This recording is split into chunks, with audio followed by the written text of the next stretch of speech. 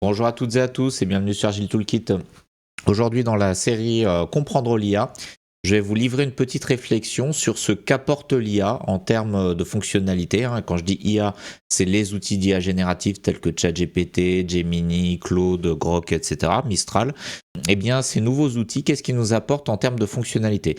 On va comparer par rapport à d'autres outils, d'autres technologies de l'informatique qui sont apparues ces dernières décennies. Donc, on va faire un petit peu d'histoire, ça va être intéressant. Donc, ça va pas être un tutoriel technique, mais je pense que d'un point de vue réflexion, ça va être très intéressant. Ici, une petite corne d'abondance. La corne d'abondance, c'est, on pourrait dire, c'est l'IA générative qui va nous apporter tout un tas de choses très diverses. Voilà, donc on va parler de ça mais on va y aller progressivement. On va remonter dans les années 90. On va commencer dans les années 90. Alors j'aurais pu commencer avant parce que l'informatique ça a commencé avant. Ça a commencé. Bon, le premier ordinateur a été créé pendant la Deuxième Guerre mondiale et ensuite, ça a commencé très lentement dans les années 50, 60, 70, 80, 90, etc.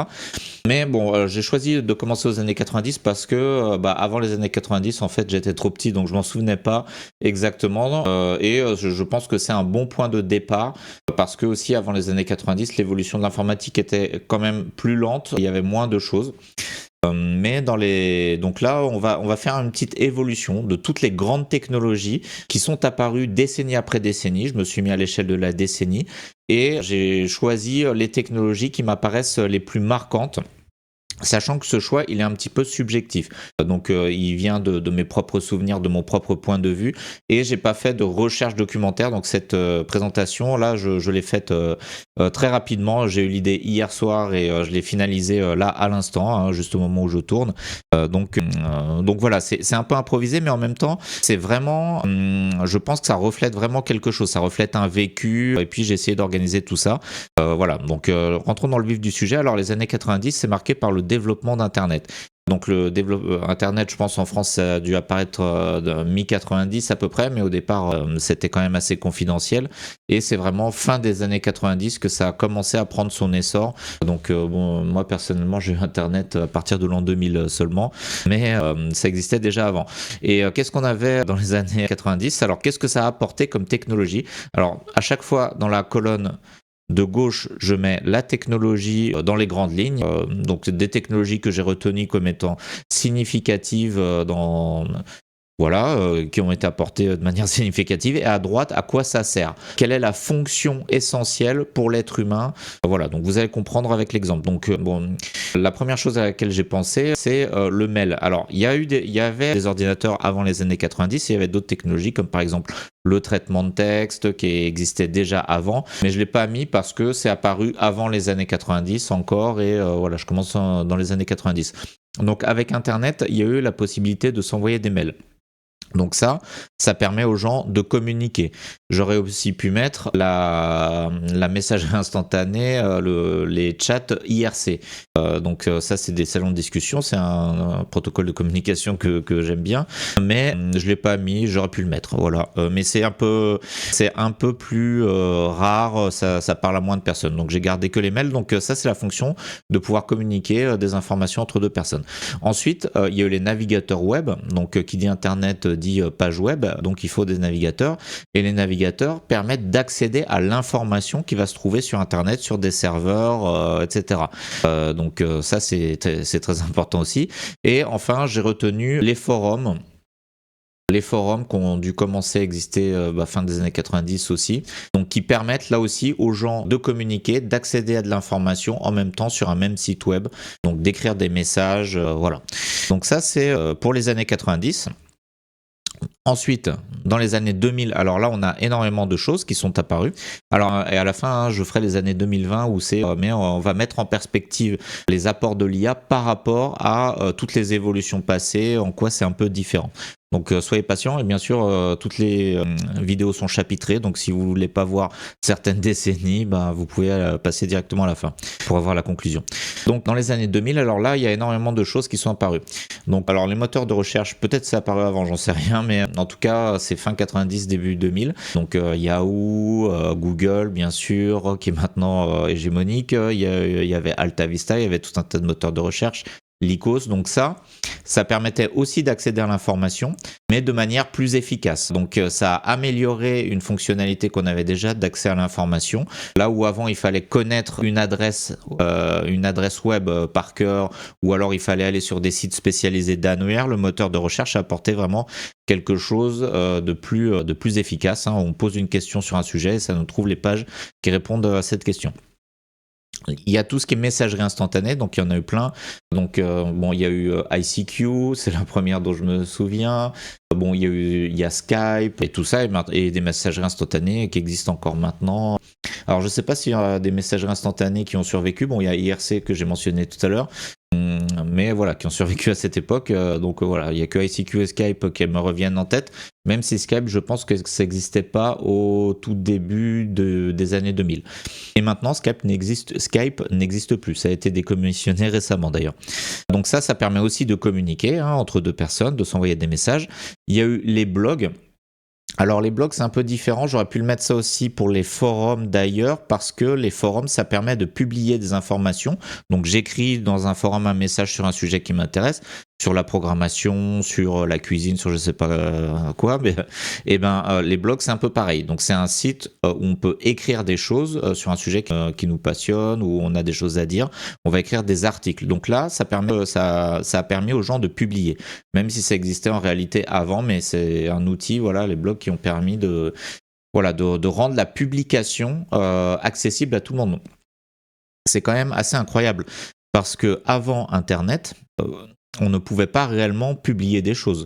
Donc les informations, les connaissances, elles étaient écrites dans des livres. Donc publier un livre, c'est un processus très complexe, coûteux, faut écrire, faut un éditeur, etc.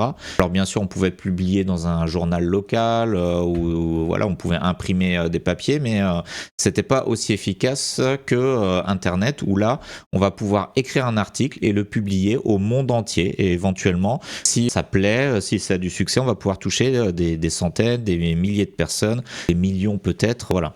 Donc ça, pour moi, c'est vraiment une grosse révolution, parce que, alors c'est pas les blogs qui ont permis ça en premier, là, c'était déjà possible avec les forums, et même avant les forums, on pouvait déjà faire sa propre page web par soi-même. Mais pour moi, j'estime que les blogs, c'est quand même une étape où ça a rendu facile le fait de publier des choses sur un domaine qui nous intéresse. Alors là, j'ai mis le peer-to-peer, ça c'est le téléchargement. Alors téléchargement souvent illégal, mais pas forcément, pas obligatoirement. Donc ça a permis aux gens de s'échanger des fichiers, bien souvent des musiques au départ, des MP3, des films, des jeux vidéo. Donc ça c'est pour l'aspect légal, on peut imaginer aussi un usage légal. En tout cas, c'était plus axé sur l'échange de fichiers autour du divertissement. On a eu aussi les jeux en ligne qui sont apparus au début des années 2000. Alors à chaque fois je dis qu'ils sont apparus, qu'ils se sont développés, parce que tout existait avant. Là j'ai mis des dates, c'est même pas des dates, j'ai mis ça dans des décennies qui me paraissent emblématiques comme étant la décennie où ces choses ont pu vraiment se développer, se populariser. Donc les jeux en ligne c'est aussi du divertissement. Donc ça a été apporté là aussi par Internet, qui est devenu, alors là j'avais mis développement d'Internet, premier développement, là il y a eu un deuxième développement avec la généralisation des débits qui ont augmenté, et toutes les technologies derrière qui ont permis d'avoir toutes ces fonctionnalités nouvelles. Ensuite, on a eu le e-commerce, le début du e-commerce, par exemple Amazon. Donc au début des années 2000, ça paraissait inconcevable d'acheter des choses par Internet. Donc et maintenant, c'est presque incontournable. Donc beaucoup de choses s'achètent par Internet, par exemple les livres, même si on va pas sur Amazon, on va souvent sur la Fnac. Je sais pas, malheureusement les libraires doivent avoir du mal à faire leur commerce. Les libraires traditionnels, je pense que ça devient difficile, parce que maintenant tout est accessible en quelques clics sur un site, et puis voilà, il y a tout un tas de produits qui maintenant sont rentrés dans les usages naturels des gens, être achetés sur Internet. Alors bon, je vais essayer de pas trop m'étendre, parce que vous savez bien sûr tout ça. Les réseaux sociaux qui sont aussi apparus dans les années 2000. Alors moi je me souviens du réseau social Orkut en 2003, mais bon, j'ai jamais été très réseau social. Alors il y avait Copain d'avant aussi.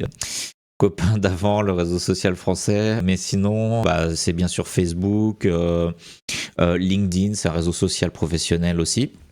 Donc là aussi, ça permet de communiquer, de publier des choses, des articles, des infos, son humeur, etc. Ou alors juste de communiquer.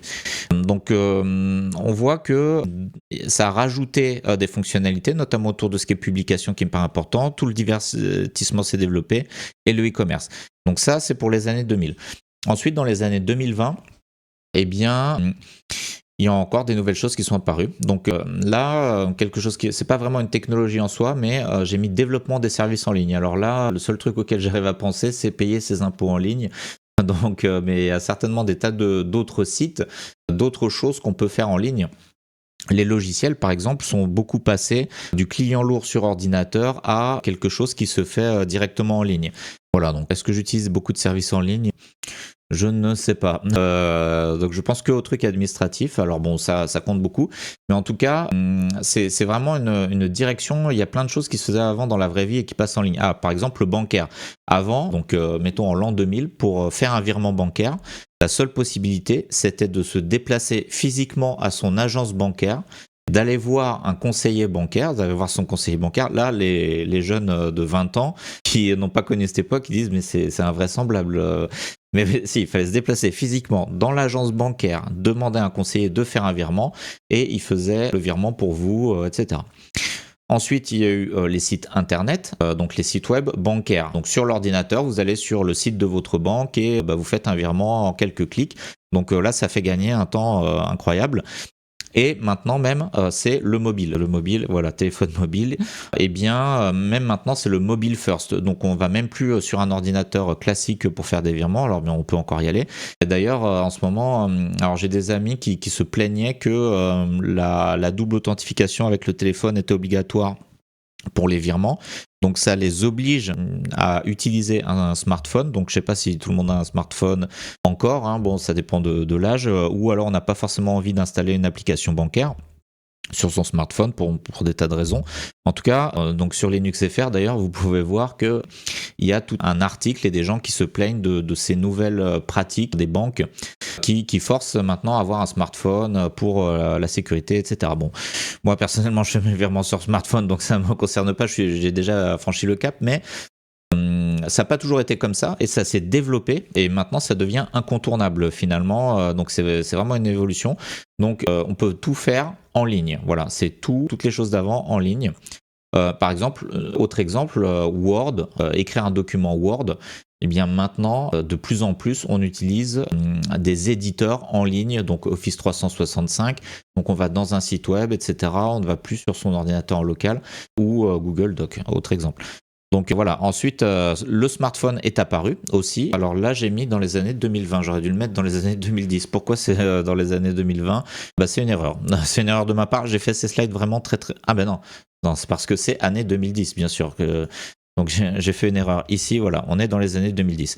On est toujours dans les années 2010, donc on fait tout en ligne et on fait tout sur smartphone, donc tout dans la poche. Donc avec ces téléphones, c'est incroyable, on peut tout faire. Sachant que ça n'existait pas non plus donc avant. Bon, le premier iPhone, je crois que c'est 2008. Mais bien sûr, tout le monde n'a pas eu un iPhone instantanément. Au départ, c'était quelque chose de peu répandu, de nouveau. Donc ça a pris quelques années avant que ça se généralise, mais ça a été assez vite. Et donc maintenant, on peut tout faire quasiment sur smartphone.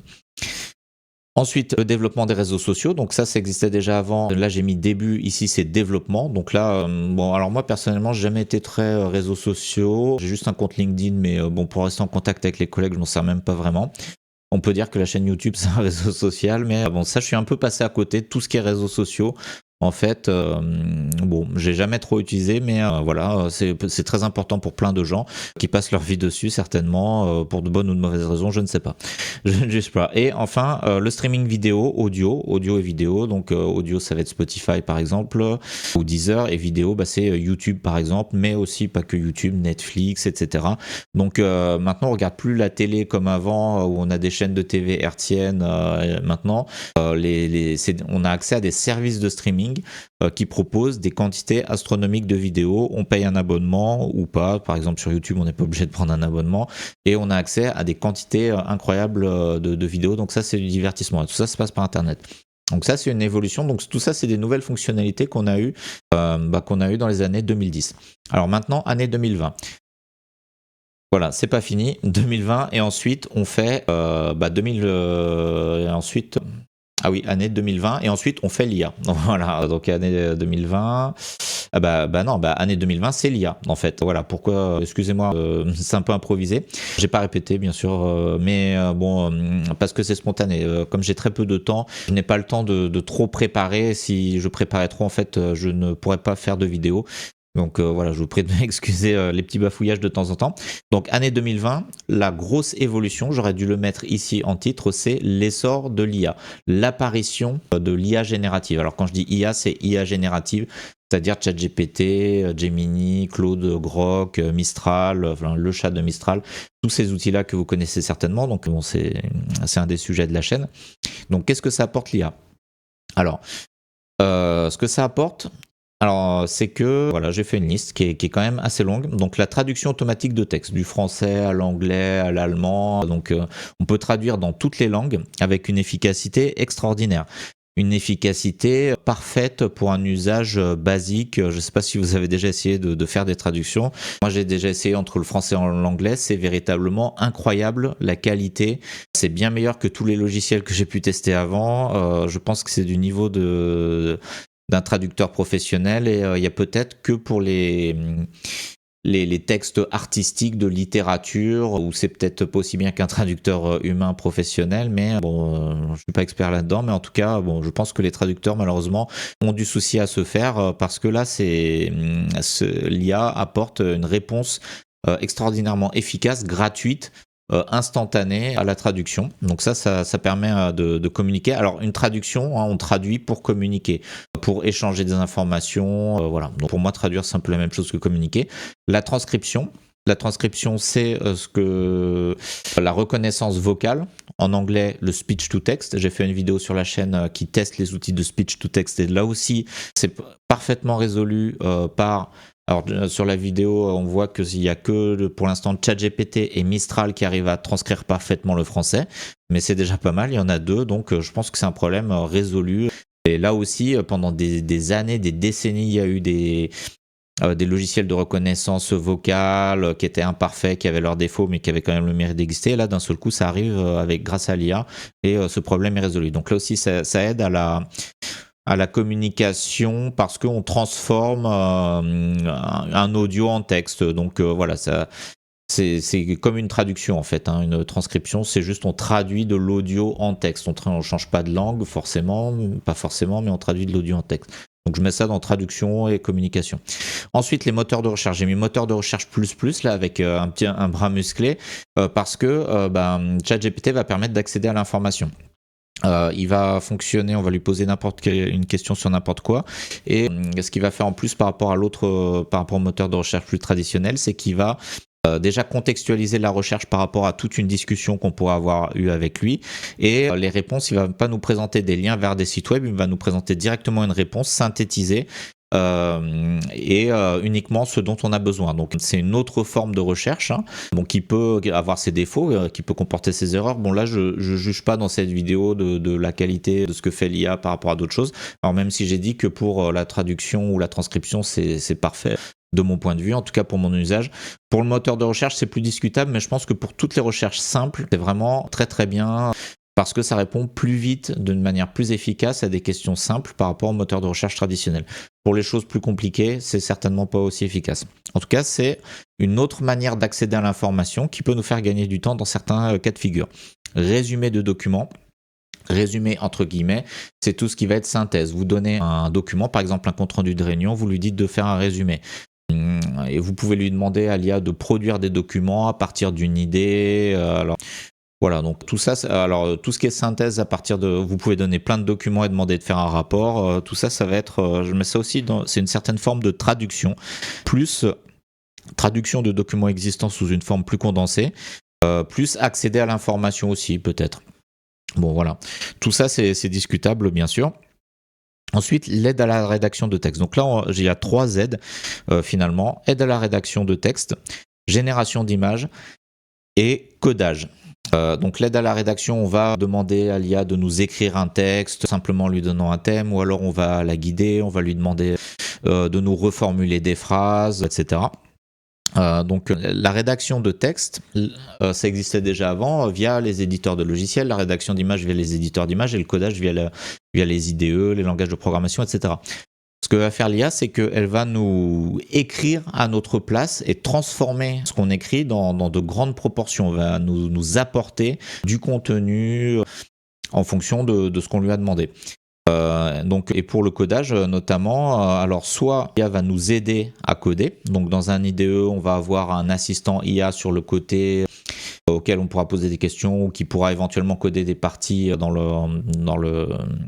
notre code à nous. Donc j'appelle ça moi travailler à quatre mains avec l'IA, deux mains humaines, deux mains robotiques d'IA, comme le piano à quatre mains. Mais on peut aussi faire du vibe coding. Donc le vibe coding, c'est par exemple, on demande à l'IA de faire une application. Donc moi j'ai demandé par exemple la roue des prénoms pour tirer quelqu'un au sort, et l'IA va coder entièrement. Et je lui aurais juste demandé. J'aurais juste donné une petite spécification de ce que je veux dans les grandes lignes de l'application que je veux. L'IA va me la sortir. Donc ça, j'ai fait plusieurs vidéos sur la chaîne. Vous pouvez aller les voir. Donc il y a tout un tas de playlists. Donc c'est voilà. Donc c'est les vidéos sur le vibe coding.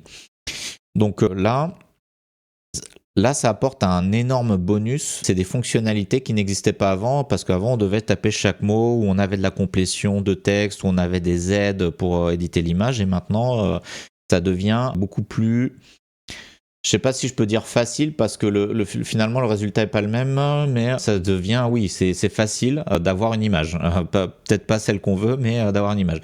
Petit exemple, alors je l'ai pas mis dans la présentation, j'ai été vite, mais ici j'ai demandé à l'IA de me dessiner des ordinateurs de toutes les époques. Donc ici année 95, ici année 2000 avec Windows XP, ici année 2010 avec Windows 7 et ici année 2020 avec Windows 10. Alors c'est marrant, il y a quand même des petites erreurs, hein, c'est pas parfait. On reconnaît bien, par exemple une erreur, c'est qu'ici il y a un lecteur de disquette. Je pense qu'à partir de 2010, il y avait déjà plus de lecteur de disquette dans les ordinateurs, donc ça c'est une erreur. Donc on voit que c'est pas parfait, mais c'est quand même assez impressionnant. C'est même presque émouvant de voir des vieux ordinateurs comme ça. Voilà, ça rappelle des souvenirs de nostalgie. Ça ressemble, je trouve. Hein, c'est quand même bien fait, même si on peut trouver des erreurs. Là, par exemple, ici l'écran. On le voit pas bien, il est pas très bien dessiné. On sait pas trop si c'est un écran plat ou un écran cathodique, mais en même temps, c'est dans les années 2000 qu'on est passé du tube cathodique, de l'énorme écran tube cathodique, à l'écran plat. Alors un écran, ça pesait 15 kilos avant, hein. C'était un truc énorme. Maintenant, on a des écrans, et c'était tout petit. Maintenant, on a des écrans plats qui sont très légers. Et voilà, donc là, pareil, j'ai demandé une image. Dessine-moi une image dans le style habituel, cartoon, couleur normale, fond et pourtour transparent d'une corne d'abondance, de laquelle sortent des tableaux de peinture, des rapports papier, des logiciels, des disquettes, des partitions de musique, des bobines de film. La corne d'abondance est très abondante, beaucoup d'items sortent et sont déversés devant. La corne d'abondance est grosse et a un design futuriste. Voilà. Et ça m'a sorti ça. Donc là, c'est vraiment incroyable. En quelques phrases comme ça, j'ai une idée. Je me suis dit, tiens, que nous apporte l'IA? Je veux faire une corne d'abondance qui me sort des trucs, et une corne d'abondance futuriste parce que c'est une IA. Et ça sort ça. Et c'est parfait quasiment dès le départ. Alors le seul truc que j'ai modifié, c'est ici c'est écrit PS. PS, c'est parce que je programme l'application CinéPS, bon rien à voir avec le parti socialiste, mais je me suis dit c'est un peu bizarre, les gens vont pas comprendre. Donc je l'ai enlevé avec Paint.net et j'ai mis des symboles de programmation ici. Voilà, ça m'a pris 2 minutes et puis je l'ai inversé, j'ai changé le sens. Voilà, c'est la seule modification que j'ai faite. Donc, pour avoir une image aussi riche, si sophistiquée à partir d'une idée comme ça, en 5 minutes, bah voilà, j'ai quelque chose que je peux mettre dans mes présentations pour illustrer un concept, voilà, pour vous en parler. Donc, je trouve ça vraiment formidable. Alors, c'est pas encore fini. Donc là, voilà tout ce que nous apporte l'IA. Alors, il y a une chose que je remarque par rapport à ça, c'est que, bon là, c'est pas forcément évident dans les tableaux, mais c'est que dans les décennies précédentes, toutes les évolutions nous sont apportées par des outils différents, par des technologies différentes. Donc là, les mails, c'est des serveurs de mails, navigateur web, c'est un logiciel, donc par exemple Chrome ou Firefox, un forum, c'est un logiciel comme, je sais pas, PHPBB, par exemple. Et là, pareil, moteur de recherche, messagerie, les jeux en ligne, le e-commerce, tout ça, c'est des technologies, des sites différents, même si ça reste de l'informatique, bien sûr. Là aussi, on a plusieurs technologies différentes. Alors que toutes ces fonctionnalités-là sont apportées par une seule technologie, c'est l'IA générative. Bon, en réalité, derrière, il y a quand même plusieurs technologies, plusieurs composants. Il y a plusieurs modèles, mais qui sont tous cohérents. Tiens, d'ailleurs, je vais vous montrer ma petite image. Je vais vous montrer la petite image. Les composants d'une IA générative, voilà, c'est ici.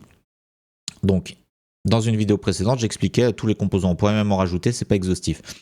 Bon, en réalité, le concept de base qu'il y a derrière, c'est le modèle. Donc il y a les Large Language Model pour le langage, Diffusion Model pour les images, Automatic Speech Recognition Model pour la voix, et on pourrait mettre d'autres modèles. Il y a des modèles pour générer des musiques, je ne l'ai pas mis. Il y a des modèles pour générer des vidéos, je ne l'ai pas mis. En fait, je ne les ai pas mis parce que je n'utilise pas, je ne connais pas. Et bon, moi, les trucs artistiques, c'est pas trop mon truc, donc c'est pour ça que j'ai pas pensé, mais ça mériterait aussi d'être là. Mais en réalité, voilà, donc ces IA génératives reposent sur quand même une même famille de technologies, et après, il y a tout un tas d'options. Donc c'est un seul outil qui nous permet d'apporter toutes ces fonctionnalités, donc je trouve ça vraiment remarquable. Des fonctionnalités nouvelles ou alors des fonctionnalités anciennes mais améliorées. Donc ici je vous ai mis une petite chronologie. Donc à chaque fois en haut j'ai mis la nouvelle fonctionnalité qui est apportée. Donc dans les années 90, communiquer, accéder à l'info. Ensuite là j'ai remis en gras les nouvelles fonctionnalités. J'ai pas mis en gras ce qui existait déjà avant mais qui a quand même été amélioré. Donc là, on a amélioré, communiquer, accéder à l'info dans les années 2000 et on a rajouté publier, on a rajouté tout un tas d'outils de divertissement, par exemple les jeux en ligne, et on a rajouté commerce. Ensuite, dans les années 2010, par rapport à tout ce qui existait déjà, on a tout généralisé en ligne, par exemple l'exemple de la banque que je citais, et on a fait en sorte de pouvoir avoir tout dans la poche grâce à un smartphone, donc ce qui nous rend les choses plus accessibles encore. Et enfin, eh bien là, avec l'IA, qu'est-ce qu'on ajoute? Alors, on améliore certaines choses, la traduction, la communication via la traduction.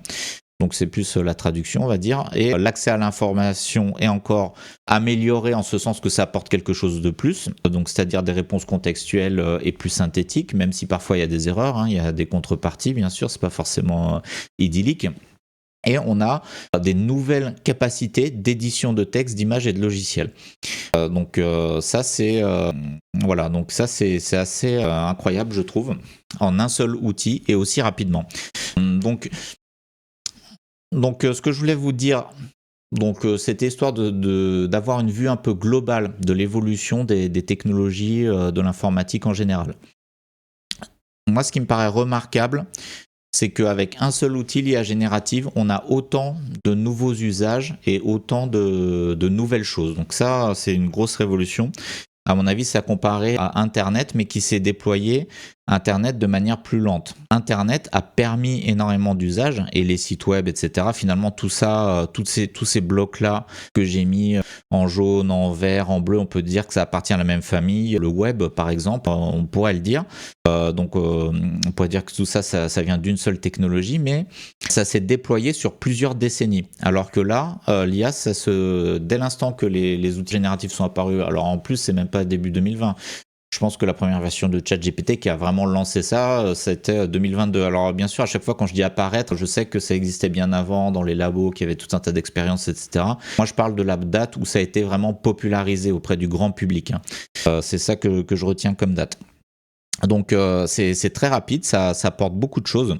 Donc c'est pour ça qu'on en parle énormément, y compris sur cette chaîne Agile Toolkit qui est censée parler d'agilité à la base, mais l'IA est tellement immanquable, bon je sais pas comment dire, tellement on peut pas la rater, on peut pas ne pas en parler, à mon sens. On peut ne pas en parler, on peut très bien délaisser ça, mais à mon avis c'est passé à côté de quelque chose, surtout si on est dans le domaine de l'informatique.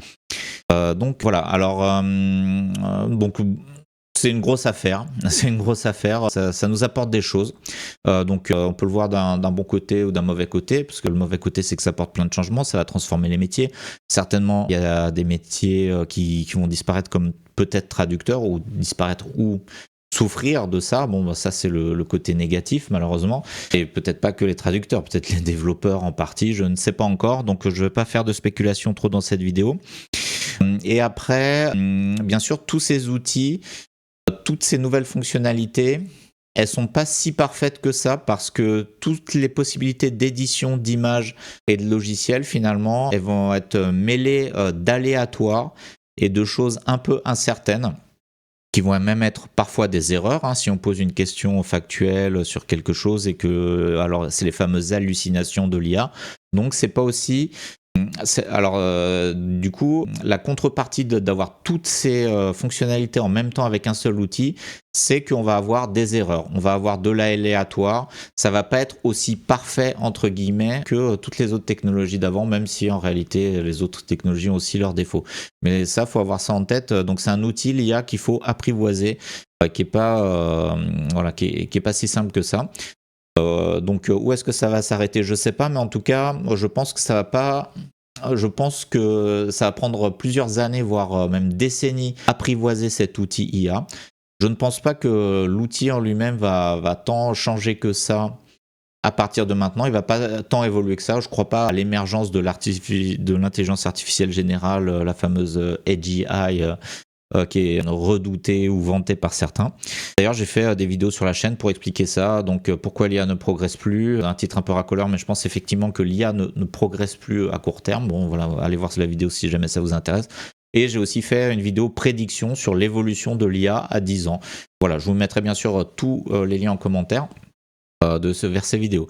Voilà, j'espère que ça vous a intéressé ce petit panorama. L'histoire de l'informatique, c'est vraiment passionnant parce que ça bouge vraiment vite et ça a aussi des impacts sur toute la société, sur comment on fonctionne. Maintenant, on peut pas imaginer quelqu'un sans un smartphone à la main. Il y a des débats de société autour des réseaux sociaux, autour de l'accès Internet, des VPN ou que sais-je, et c'est devenu très commun dans nos vies, alors que encore dans les années 2000, c'était quelque chose réservé aux geeks, aux informaticiens, aux jeunes étudiants. C'était vraiment pas du tout répandu. Et maintenant, c'est incontournable. Donc voilà, c'est pour ça qu'on en parle.